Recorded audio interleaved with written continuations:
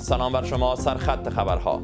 قرائنه به قدرت خودشون تبختر میکردن، تکبر میکردن که حالا آقای ترامپ هم همون شخصیت رو داره تجلی میده. از تهدید خامنه‌ای تا فرعون خواندن ترامپ، دیپلماسی در آستانه انفجار. در آستانه مذاکرات میان ایران و آمریکا، ترامپ به خامنه‌ای هشدار نگران بودن داد و معاونش گفت خامنه‌ای باید مستقیم با ترامپ تماس بگیرد. آملی لاریجانی ترامپ را فرعون در حال سرنگونی خواند. اسلامي امارت له بیا حکومت دوره په دې خوا د داعش په دې ده په بشپړ ډول ځپل شوی او ټول پټنځایونه یې له منځه وړل شوي دي. داعش خراسان زیر ضربین سازمان ملل. نمایندگان برخی کشورهای جهان در امور مبارزه با حراس افغانی از تهدیدهای داعش از خاک افغانستان نگرانی کردند. امارت اسلامی اما میگوید داعش در کشورهای همسایه افغانستان مرکزهای آموزشی دارد. د کار او ټولنیزو چارو وزارت په دې هڅه کې ده چې افغان کارګرانو ته په کور دننه او بهرنۍ هیوادونو کې د کار زمینه مساعده کړي. و کمبود نیروی کار در روسیه فرصت برای کارگران افغان.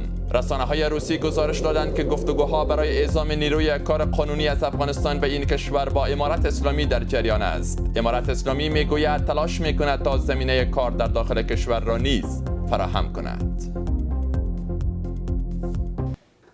با خبر پنجیسی از یک با من اسماعیل سادات خوش آمدید. تنها چند ساعت به جمعه سرنوشت ساز مذاکرات ایران و آمریکا مانده، مقام‌های دو کشور با واژه‌های تند به جان هم افتادند. رئیس جمهوری ایالات متحده و معاونش به خامنه‌ای هشدار می‌دهند که نگران باشد و مستقیم با ترامپ تماس بگیرد. در همین حال عباس عراقچی نخست وزیر آلمان را مایه تأسف دانسته و آیت الله آملی لاریجانی ترامپ را فرعون در آستانه سرنگونی می‌خواند. با این همه خطر لغو مذاکرات و بازگشت جمهوری اسلامی و غرب به میدان جنگ همچنان وجود دارد. در این میان وزیر خارجه روسیه گفته ایران شریک ماست و آماده میانجیگری میان تهران و واشنگتن در صورت درخواست طرفها هستیم. برای پردازش بیشتر این خبر همکارم احمد رشاد زریر با ماست. سلام زریر، وقتت بخیر. تازه ترین ها در مورد مذاکرات ایران و آمریکا چی است؟ آیا فردا روز خواهد بود که از یک جنگ بزرگ جلوگیری کند یا خیر؟ سادات، همگان چشم دوختند به آمان که فردا جمعه چه خواهد شد. شمارش معکوس ساعتها از همکنون تا فردا آغاز شده، هرچند در می یکی دو روز مانده به مذاکرات اتفاقات متناقض فراوان افتاد. اول در مورد مکانش توافق نظر وجود نداشت. قرار بود در استانبول ترکیه برگزار شود، ولی بر اساس دانش سیاست و روابط بین الملل که یک چیزی به عنوان اهرم مکان یا فشار مکان یا لوکیشن اوریج میشناسند، از این استفاده کرد ایران و بسیار زیرکانه پافشاری کرد بر اینکه باید از ترکیه به عمان انتقال پیدا بکنه. چرا؟ چون ترکیه متحد آمریکا قلمداد میشه، عضو ناتو است و به لحاظهای گوناگونی امن نبود برای ایران و حالا اینکه از ترکیه انتقالش داده به یک کشوری به قول خودشان دوست کاملا بی‌طرف نسبت به ترکیه، حالا گویی بر سر همین اختلاف نظری که دو اختلاف نظر وجود داشته که مکان، یکی اینکه آیا وزرای خارجه کشورهایی که دعوت شدن، کشورهای منطقه‌ای و کشورهای مسلمان و عربی و اینها، آیا حضور داشته باشند یا خیر. اول ایرانی را قبول نمی‌کرد. حالا در یک مورد ایران عقب نشینی کرد که پذیرفت که بله چوکات همون چوکات باشه، وزرای خارجه دیگه هم باشه، و در یک مورد آمریکا عقب نشینی کرد، گفت که درسته پس در عمان باشه. حالا قرار است فردا راستی برگزار شود، با وجودی که یک سری گزارش‌های منتشر شده، از جمله اکسیوس گزارش داد که مذاکرات لغو شده، ترامپ کنار کشیده، توافق صورت نگرفته، و اما دوباره همین اکسیوس گزارش خودش را ویرایش کرد چون آقای عباس عراقچی توییت زد در اکس و گفت که فردا روز مهم مذاکرات است. به هر حال دو طرف با وجودی که حالا در دیپلماسی برای همدیگر باز کردن و در تفاوت با مذاکرات قبل از جنگ 12 روزه که غیر مستقیم بود، حالا قرار است مستقیم رو در رو آقای ویتکاف و کوشنر با آقای عباس عراقچی بشینن و صحبت بکنن. ولی خب ما میبینیم که یک سری مسائل دیگه‌ای در پیوند به احتمال جنگ هم وجود داره. آمادگی ها و آرایش جنگی و نظامی و الفاظ تند جنگی و عدم اعتماد کامل به فرایند مذاکرات و دیپلماسی همچنان نگرانی از خطر جنگ بزرگ را سر جاش نگاه کرده. خب زرین، مقام‌های ایران و آمریکا دیگر چی میگویند و کشورهای متحد دو طرف چی موضوعی دارن اخیراً؟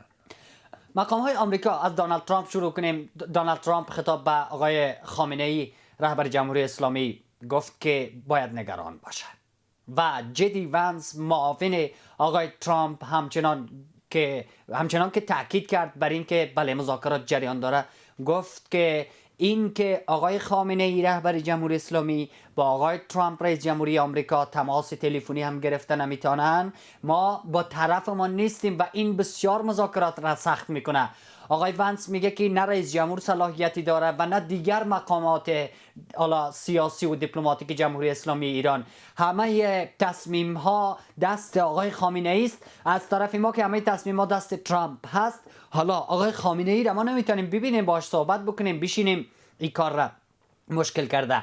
و همچنان تاکید کردن دیگه مقامات جمع آقای جدی وانس که گزینه نظامی همچنان روی میز هست، در صورتی که مذاکرات نتیجه نده که چندان امید هم به اون نیست، تنها گزینه‌ای که میمانه نظامی خواهد بود. و اشاره کرد به ناوهایی که اونجا فرستاده شده و همچنان انتقاد کرد، گفت که حکومتی که حالا ایران را متهم کرد، حکومتی که به مردم خودش شلیک میکنه، اگر بمب هسته‌ای داشته باشه چه خواهد شد؟ به همین خاطر باید بمب هسته‌ای نداشته باشه. و سادات آقای مارکو روبیو تاکید کرد، گفت در 4 باد مذاکره میشه، یکی هسته‌ای، یکی موشکی، یکی هم این که از گروه‌های محور مقاومت حمایت نکنه ایران، و چهارم هم چیزی که اصلا بر مراد ایرانی ها نیست، این که حکومت ایران با مردم خودش و معترضان چه برخورد میکنه، اینم باید مذاکره شود. چون خب اخیراً یکی از دلایل این مباحث همین حمایت از معترضان ایرانی بود. و کلا دیگر مقام‌های جمهوری اسلامی و همچنان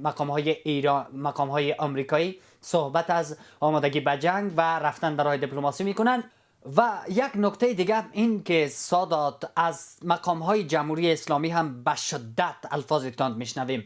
آقای آیت الله عاملی لاریجانی رئیس مجمع تشخیص مصلحت نظام که گویا در مورد رهبر تصمیم گیرنده هست، ایشان دوباره حرفای آقای خامنه‌ای را تکرار کرد، تندتر در مورد ترامپ.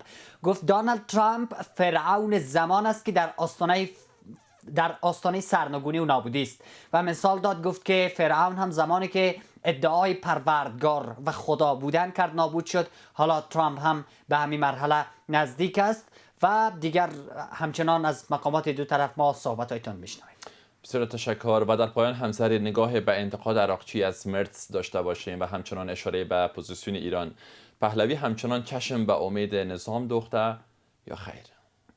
بله، آنچی از آقای فریدریش مرتز و عراقچی گفتی، آقای عباس عراقچی وزیر خارجه ایران در واکنش به درخواست مرتز برای حضور در مذاکرات عمان گفت که نخیر، رد است، اروپا دیگه هیچ نقشی به عنوان پهلو یا طرف مذاکره ما نخواهد بود و نیست. ولی شخص آقای مرتز را بسیار سرزنش کرد. آقای عراقچی در اکسش گفت آقای مرتز یک خیال پرداز هست، یک انسان شرور هست و مایه تأسف است که یک چنین نخست وزیری برای آلمان وجود داره. چرا اینقدر ناراحت است؟ چون آقای مرتز برای چندمین بار تکرارا گفت که جمهوری اسلامی ایران در آستانه پایان هست، آخرین روزهایش را سپری میکنه و سقوط خواهد کرد. و از این دست صحبت ها آقای عراقچی گفت که دیگر اجازه مذاکره به این نیست، چون مرتز سبب شد که 3 کشور اروپایی مکانیزم معاشره فعال کنند، تحریم ها را به ایران بر بگردانند. حالا مرتز میخواهد گفتگو گفت که التماس میکنید به گفتگو ولی ما رد میکنیم. اما با آقای پهلوی اگر بپردازیم، همچنان لحظه شماری میکنه. یک اعلامیه منتشر کرد سادات و دوی اعلامیه ضمن این که گفت ایران را پس میگیریم، ایران آزاد خواهد شد. و به معترضان گفت که تلاش های شما، خون هایی که شما ریختید سرانجام به جای ثمر خواهد نشست و نتیجه خواهد داد. ضمن این تاکیدها همچنان از این که جمهوری اسلامی تحت فشار بین المللی هست و فشار داخلی هست و پایان عمرش هست ادعا کرد. البته هرچند در داخل ایران یک چنین چیزی مشاهده نمیشه و میبینیم که ایران با قدرت داره، نه تنها به مذاکره میره بلکه حتی در چانه زنی بر سر مکان هم موفق میشه که یک اهرم بسیار در دیپلماسی چیزی مهمی است. به هر حال اون طرف هم آقای پهلوی قرار است در 25 دلو یا بهمن همین ماه فراخوان داده که همه ایرانی های خارج برای فشار بر کشورها تا فشار بر جمهوری اسلامی بیارن، همگان به عنوان همبستگی، اقدام به همبستگی با انقلاب شیر و خورشید در ایران با پا بخیزن که دیده شود چه خواهد شد. خب زریر، پس میتونیم بگوییم که این جمعه سرنوشت تازه خواهد بود. بسیار تشکر از حضور و ارائه جزئیات خودت زریر. همکارم بلال آریان در این مورد گزارش دارد. لغو دور اخیر مذاکرات میان تهران و واشنگتن در ترکیه سبب شده است تا بار دیگر آینده گفتگوهای دو جانبه را در حاله از ابهام قرار دهد و وزیر خارجه ایران از برگزاری این مذاکرات در روز جمعه اطمینان داد. در این میان آقای ترامپ با بیان اینکه ایالات متحده از معترضان ایرانی حمایت می‌کند، خطاب بر رهبر جمهوری اسلامی ایران گفت که در این مورد باید خیلی نگران باشد. ترامپ بار دیگر به تهران هشدار داده و از حمله به ایران سخن زده است. رئیس جمهور ایالات متحده در پاسخ به سوال خبرنگار که آیا ایران در تلاش بازسازی سایت‌های اسلحه‌ایش است، گفت که ما به تهران هشدار داده ایم و اگر این کار صورت بگیرد، واشنگتن پاسخ سخت به جمهوری اسلامی خواهد. شنیده ام که بله و اگر این کار را بکنند و من هم به آنها اعلام کرده ام که اگر چنین کاری را انجام بدهند ما آنها را به همان نقطه باز می‌گردانیم و کار را دوباره تمام می‌کنیم. آنها تلاش کردند به محل بازگردند، حتی نتوانستند به محل نزدیک شوند، اما آنها برای اندازی یک سایت جدید در بخش دیگری از کشور فکر می‌کردند. ما از این موضوع مطلع شدیم. من گفتم اگر این کار را بکنید کارهای بسیار بدی با شما انجام خواهیم داد. در میان این هشدارها اما آیت الله عاملی لاریجانی رئیس مجمع تشخیص مصلحت نظام جمهوری اسلامی در تازه ترین اظهارات خود گفته است که فرعونهای تاریخ در اوج غرور سرنگون شدند و رئیس جمهور ایالات متحده نیز نمونه امروزی است. قرائنه به قدرت خودشون تبختر میکردن، تکبر میکردن که حالا آقای ترامپ هم همون شخصیت رو داره تجلی میده و افتخار میکنه به ارتششون که ما قوی ترین ارتش دنیا رو داریم. از سوی دیگر جی دی ونس معاون رئیس جمهور ایالات متحده در تازه ترین اظهارات خود گفته است که ایران نباید سلاح هسته‌ای داشته باشد و این موضوع هدف اعلام شده سیاست ترامپ است. آقای ونس همچنان افزوده است که اگر رئیس جمهور ایالات متحده به نتیجه برسد که گزینه نظامی تنها راه حل است، از آن استفاده خواهد کرد. ایران نباید سلاح هسته‌ای داشته باشد. این هدف اعلام شده سیاست رئیس جمهور است. گاهی افراد را می‌بینید که می‌گویند رئیس جمهور بسیار جنگ طلب است و گاهی افراد را می‌بینید که می‌گویند او مدام از دیپلماسی و مذاکره با ایرانی‌ها حرف می‌زند. ما نباید مذاکره کنیم، ما باید آنها را بمباران کنیم. آنچه رئیس جمهور انجام خواهد داد این است که گزینه‌های خود را باز نگه می‌دارد. او با همه گفتگو خواهد کرد و تلاش می‌کند آنچه را که می‌تواند از طریق ابزارهای غیر نظامی به دست آورد و اگر او احساس کند ارتش تنها گزینه است، در نهایت آن گزینه را انتخاب خواهد کرد. با وجود همه این تحولات، تهران همچنان بر محدود ماندن مذاکرات به پرونده هسته‌ای تاکید می‌کند، در حالی که واشنگتن خواهان شکلگیری چارچوب گسترده‌تر است که علاوه بر برنامه هسته‌ای، موضوعهای چون توان موشکی جمهوری اسلامی، حمایت از گروه‌های شبه نظامی در منطقه و مسائل حقوق بشری را نیز در بر گیرد. این اختلاف دیدگاه‌ها در شرایط مطرح می‌شود که همزمان با افزایش تحرکات نظامی ایالات متحده در خاورمیانه، سطح تنش‌ها میان دو کشور بیش از پیش تشدید شده است.